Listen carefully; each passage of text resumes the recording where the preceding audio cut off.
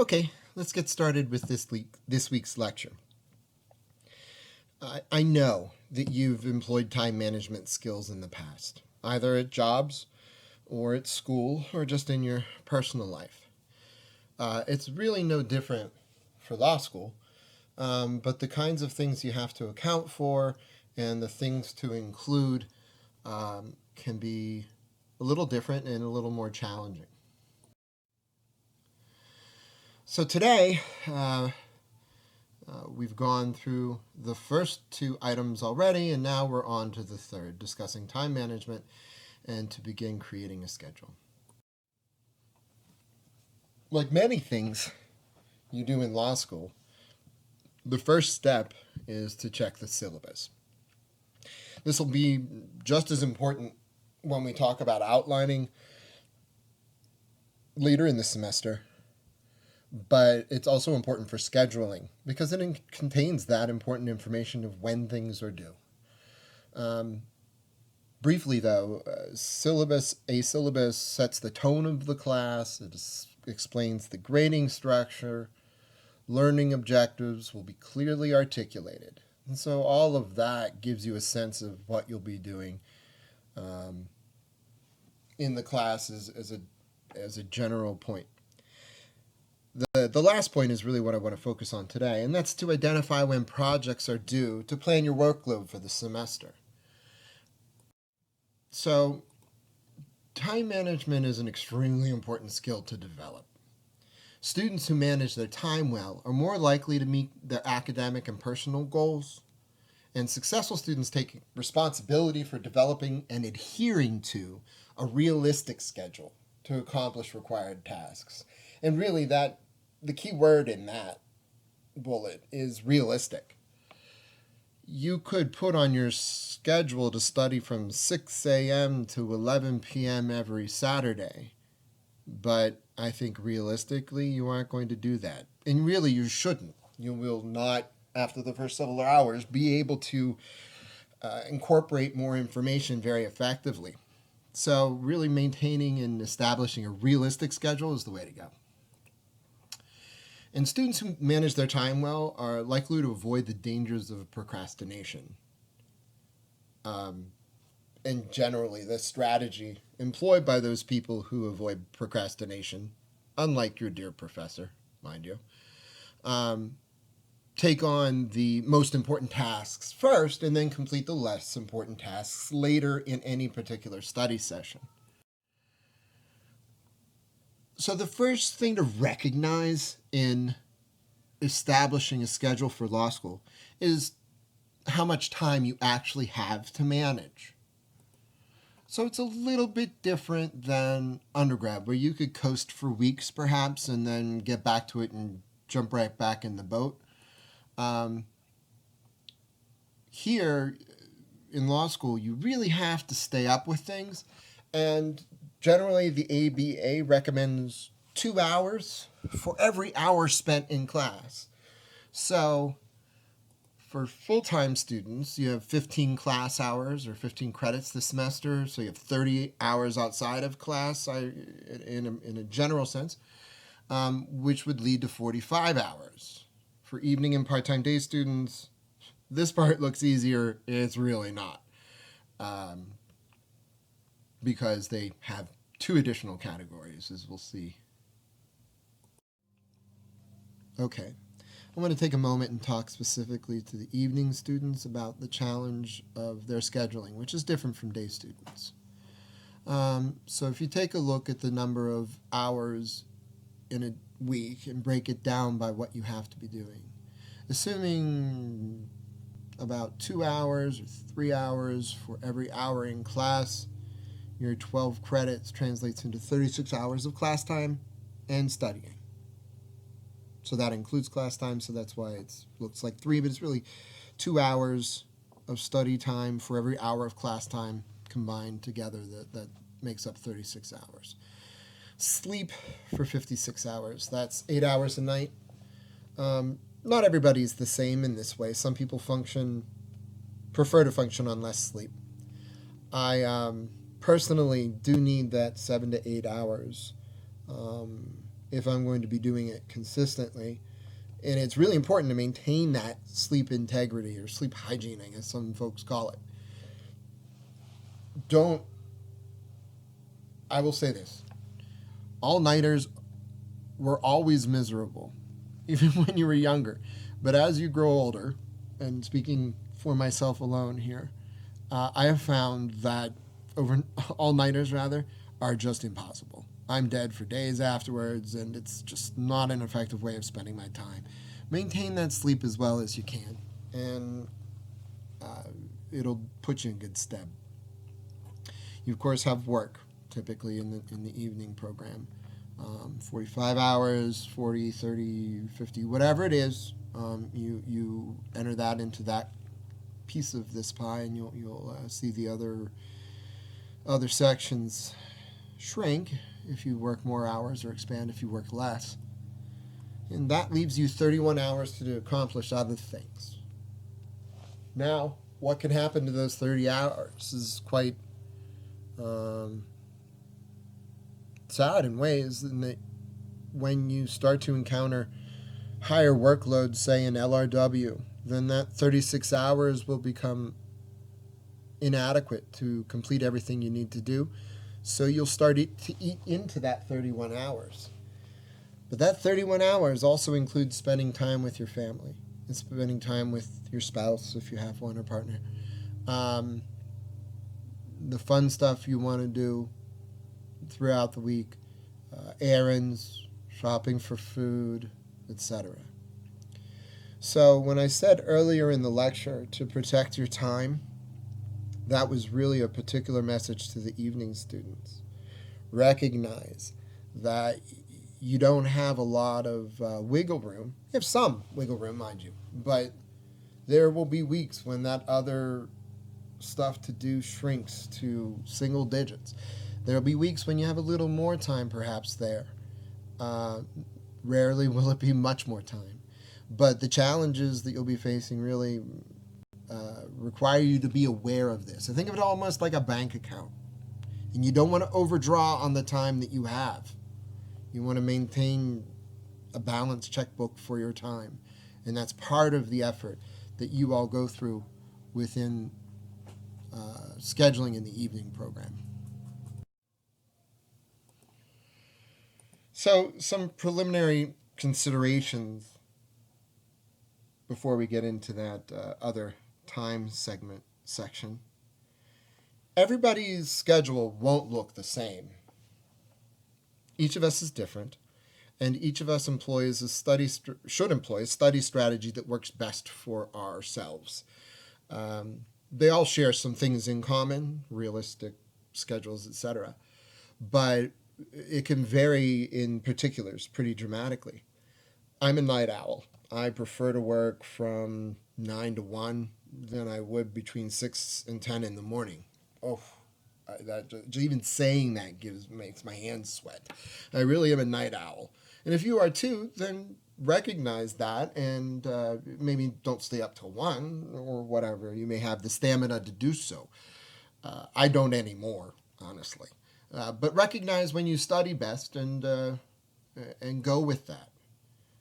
Where do you study best? When I was in law school, it was very important for me to go to the library. First year, I tried going to a coffee shop, and there was too much distracting me there. For me, the library was the place to go. I knew when I was in there, I was studying, and that was what I was going to do there. I wasn't going to mess around. I was there to get my work done and be done with that work. So, again, when you're in a remote setting, if you have any of your classes remote, and you will have contracts remote, set up a place at home where you can study and make that your study spot. Don't go there unless you're studying, and if you're studying, go there. It really will make your life better to be able to have that spot where you can lock in. That's the kind of thing which will really make a big difference as you go through the semester. If you have family, communicate that to them as well. Hey, I'm going to study here. I really need to focus my time. So if you see me with headphones on and sitting at that end of the kitchen table, that's my study end. Uh, if you could just please leave me alone, and I could spend more time with you later if I efficiently get my work done now. And what circumstances help you concentrate?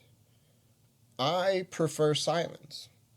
Um, I'm a musician. I play guitar and mandolin, bass guitar, other instruments, things with strings typically. So if I'm listening to music, it's like someone's talking to me. I just can't listen to it because my brain processes it differently. My wife, however, has podcasts on all day and writes briefs. I have no idea how she does it. But recognize that that all works for you and can work for you. So we break down the scheduling process into 3 parts. First is the semester schedule, sort of people refer to it as a 10,000-foot view. So you are going to have high workload periods. And typically they'll come before deadlines, of course. You'll have a series of deadlines starting early in the semester for legal research and writing, LRW. And additionally, you'll have deadlines throughout the semester for LRW. One of the things you can glean from your syllabus is exactly that kind of information, identifying the high workload periods before the deadlines.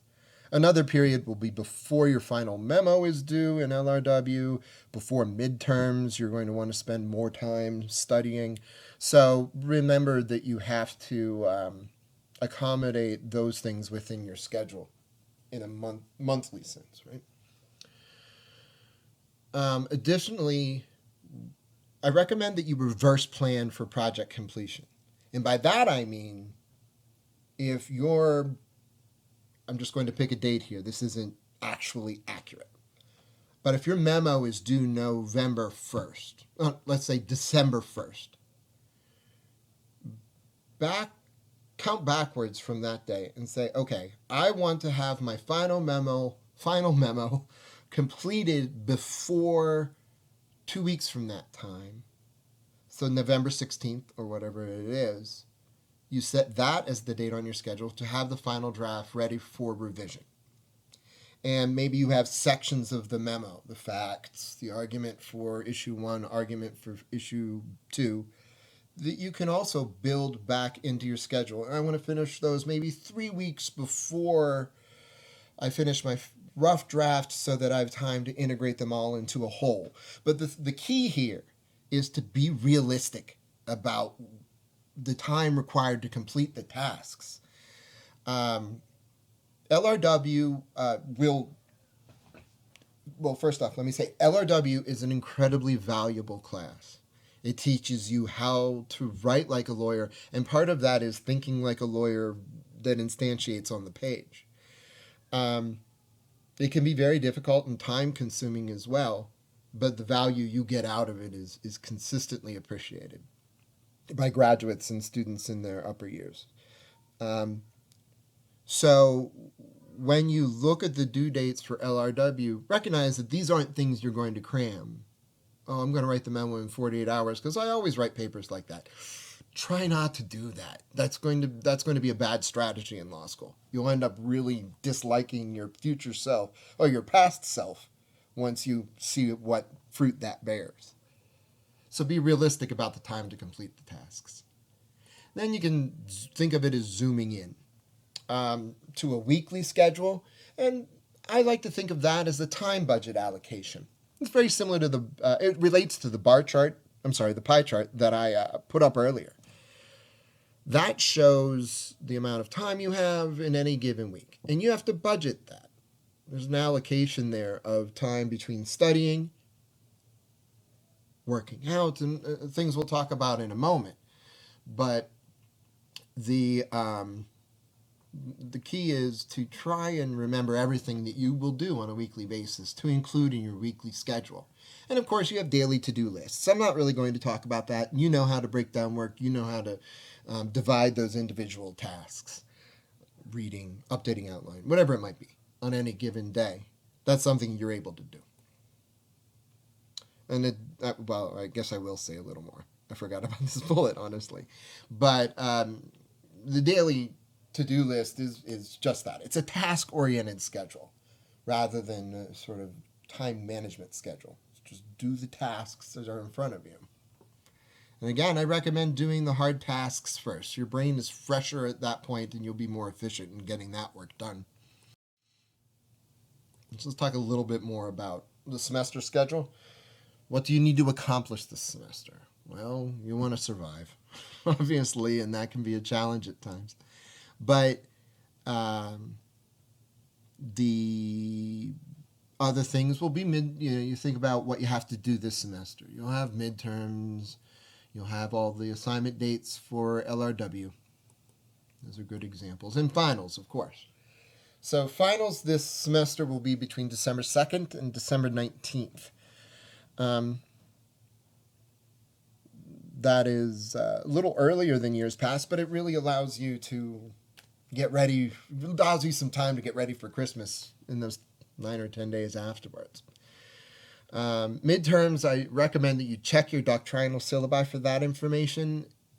I think it's going to be week 8, from all I've heard from the doctrinal professors. So definitely include those on your semester schedule.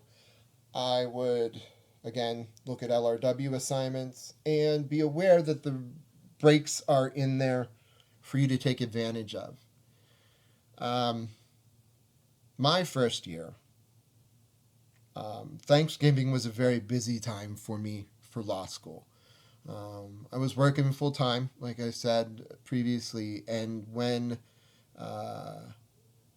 Thanksgiving came around, I was like, wow, I actually have 5 free evenings in a row. I'm going to get some serious work done. And I did. That being said, I would have been a lot better off had I been keeping up with things the whole semester and just putting the icing on the cake come Thanksgiving time. But recognize those breaks are in there for you to take advantage of. Okay, let's get into the weekly schedule. And this is where you have to be particularly honest with yourself and thorough in categorizing what you need to, capturing really everything you need to do. So, of course, you're going to want to read and brief cases. That will take a lot of time at the beginning of the semester, but as the semester progresses, you'll recognize how much better you're getting at that task. And you'll recognize the skills you're acquiring, actually. But like was said in orientation, don't skimp on reading and briefing cases first and second semesters. That's how you understand the law better, and that's how you actually will understand legal reasoning, by seeing it in action in a court's opinion. Okay. Additional academic things that you need to accomplish every week include reviewing and clarifying your class notes. And this was brought up during orientation, and I want to amplify it a little bit now. For me, let me tell you how I used class notes first, and then I'll describe some other ways. For my classes, I had all my cases briefed electronically, and I would have those open.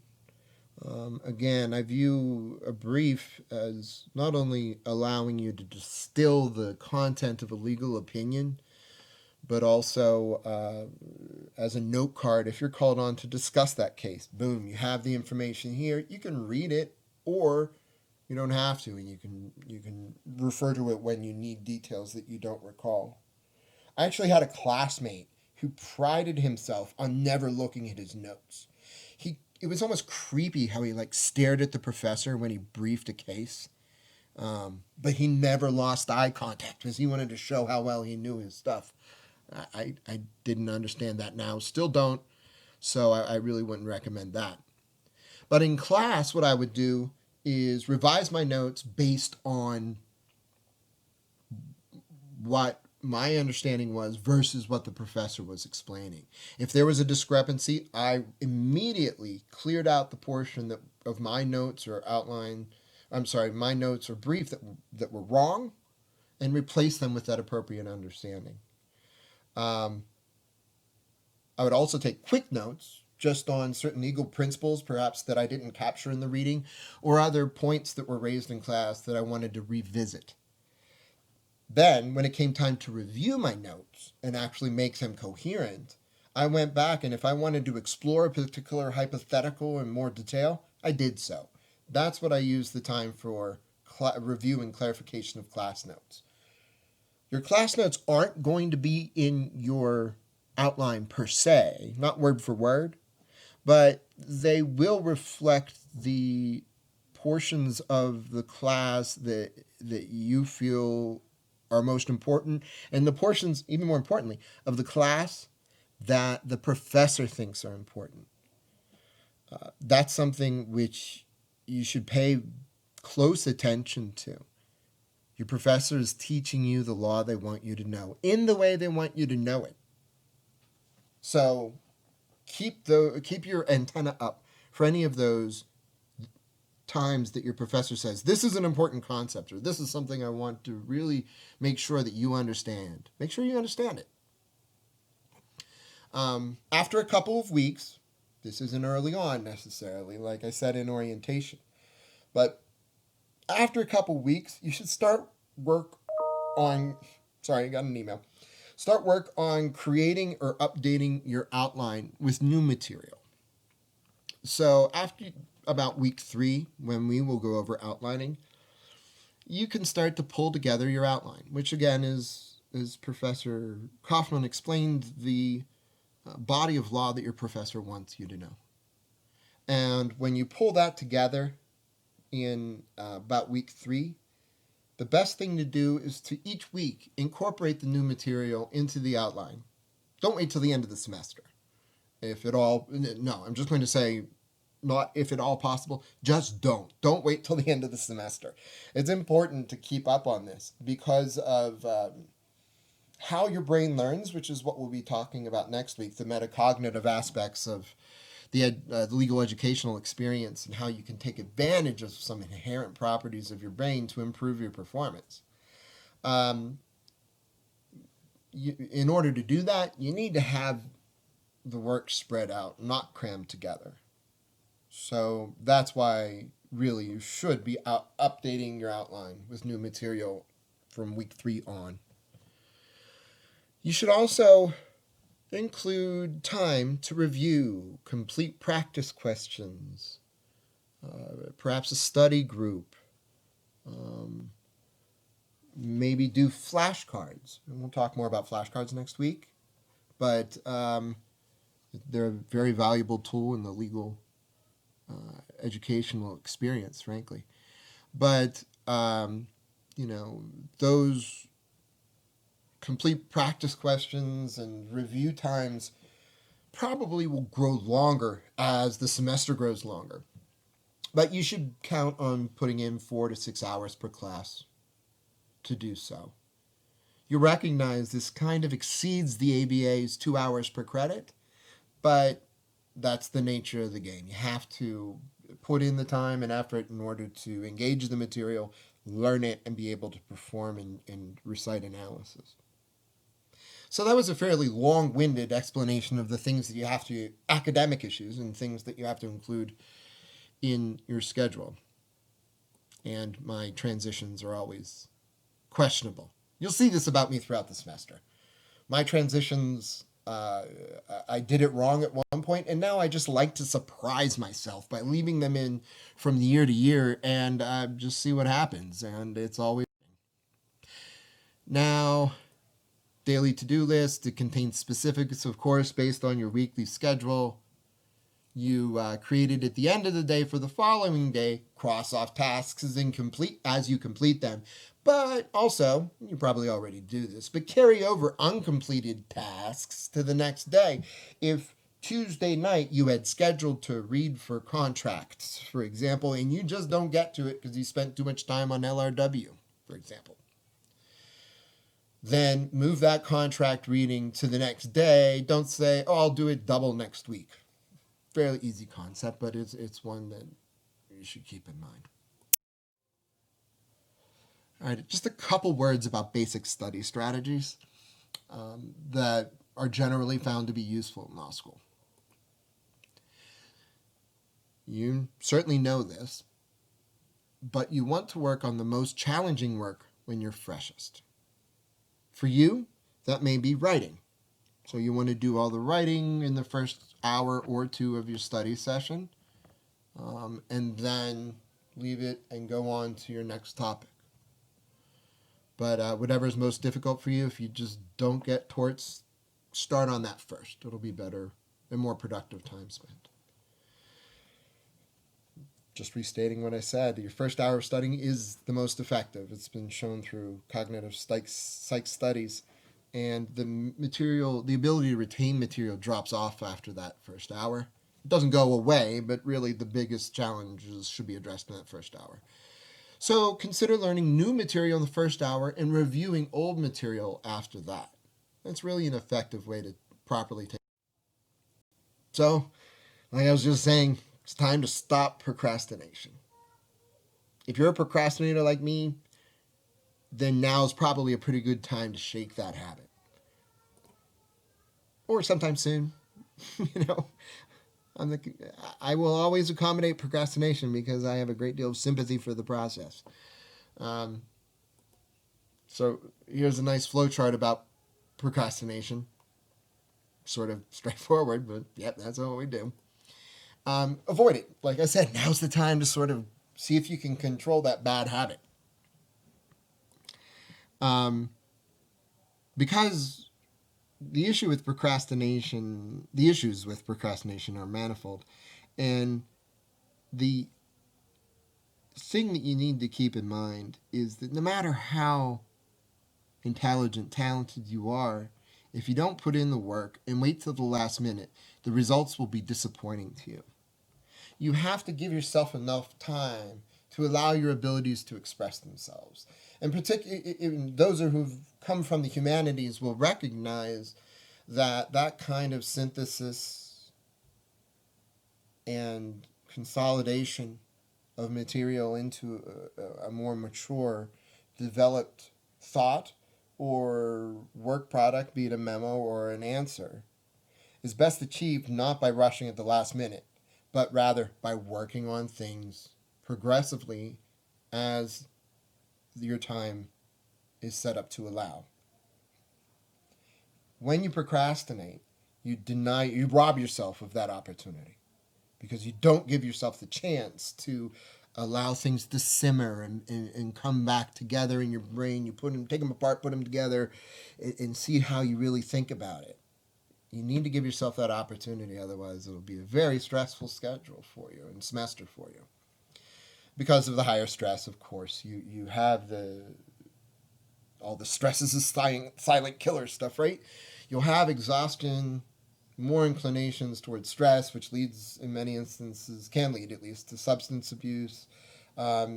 Stress impacts the immune system, indeed it does, and that will impact illness during the semester. And look, nobody wants to get sick. It stinks being sick. So if you don't procrastinate, you won't get sick. Or something like that. Whatever, you know what I'm saying. It'll be better for you if you don't procrastinate. First step, as in changing any bad behavior, I think, is recognizing that you're procrastinating. Be honest with yourself. Just say, nope, I'm doing that, and I need to stop. And so how do you do that? It's easy. Just do the thing that you need to do. Get her done. So you put things on your to-do list, and if they are sliding more than a couple days, tag them as something that needs immediate attention, because you can't let things start to slide. Things come too quickly at you first year for you to let things slide and develop a huge to-do pile. If it happens, you can work through it, but don't put yourself in that situation if you don't have to. So taking advantage of open time is really an important skill to develop. More important for evening students because of the additional constraints and part-time day because of the additional constraints on their schedule, be it family, work, whatever else it might be. But that open time you have is something you can take advantage of. When I was in school, I tried very hard to turn idle time into productive time.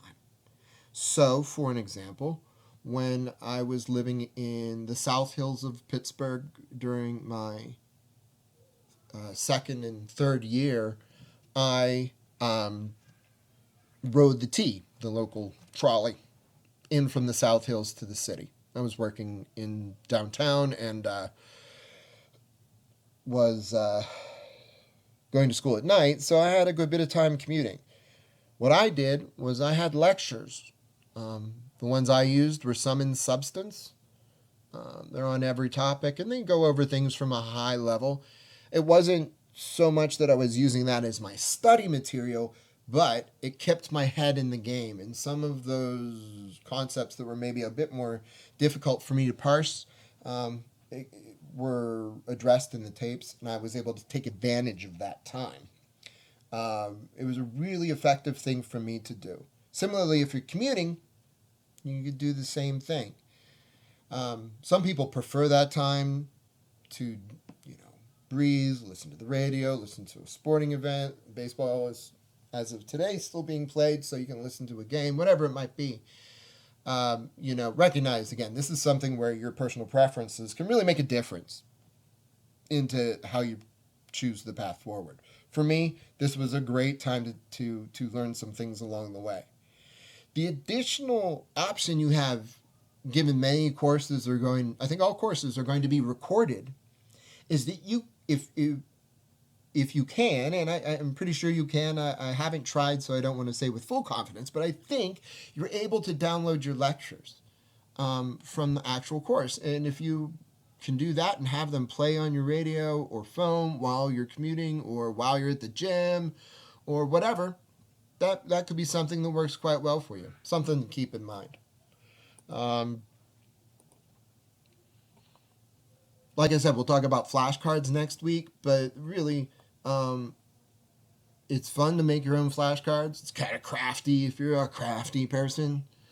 I'm not, so I use electronic ones, but it also it helps if you make them yourself. We'll talk about that next week, but flashcards are a great way of making sure you have appropriately memorized rules, or you remember the principles that underlie, say, damages and contracts, or whatever it might be. It's a good way of assessing your understanding at any point in time, and they're easy to carry around and use when you're sitting somewhere between classes, whatever it might be. Speaking of the time between classes, when your notes are still fresh, it's a pretty good time to review those notes. You can throw some things in your outline or clarify things that you wrote. You can proof another mail. Sorry about that. Next time I'll stop my email program before starting the lecture. But you can add information to your outline, proofread your memo for LRW.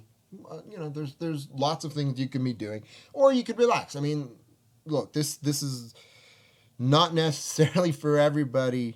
I was someone who really tried to use all of their time very efficiently. I was in that position where I had to, being an evening student.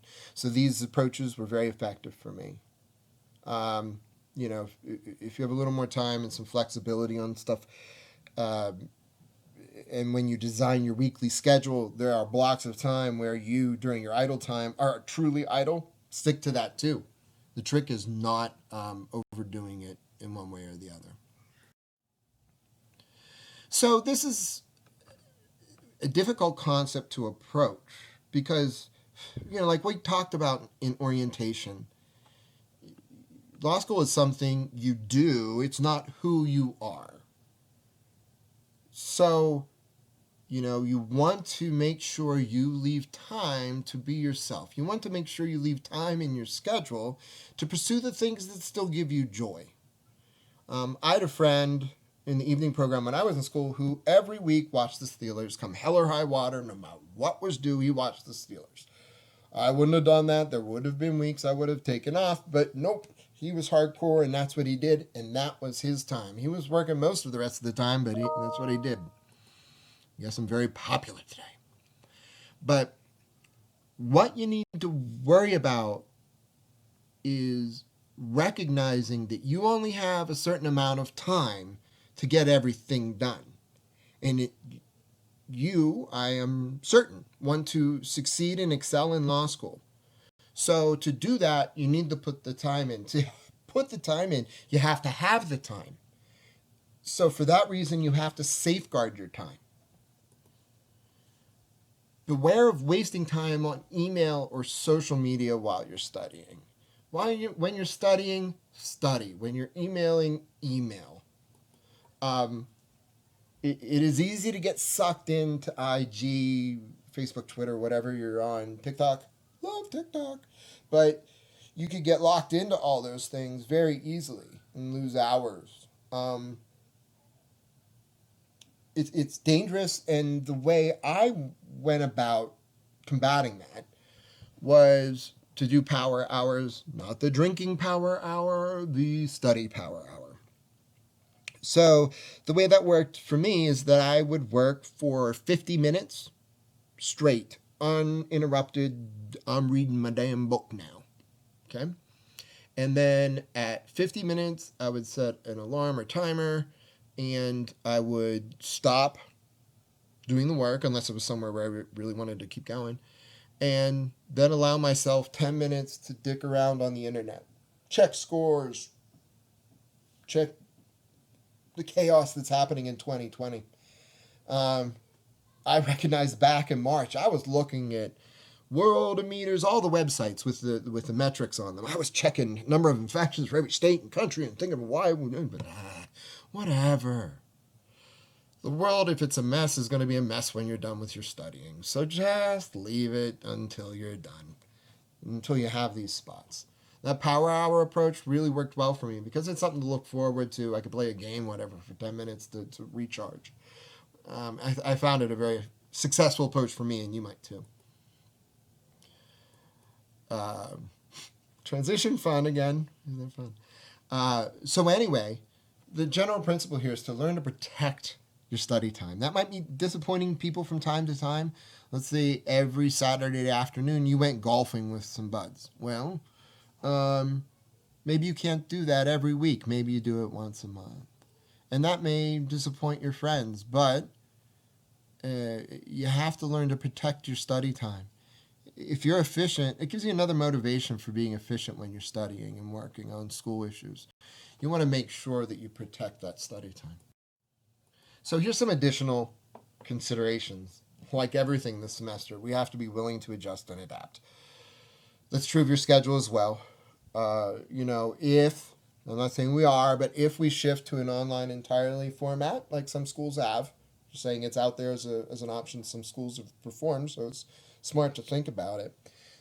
We recognize that, well, maybe your commute time is gone, so you'll have a little more time, or you can now approach your studying differently because you don't have to be on the bluff at Duquesne at a particular time.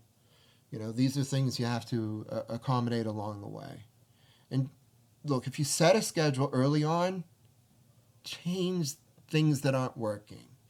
It may make all the sense in the world on paper, but if you encounter it in real life and it's just not working for you, change it. I can work with you, your mentors can work with you on trying to figure out where it's falling apart, what's not working quite well. You can get something that works better.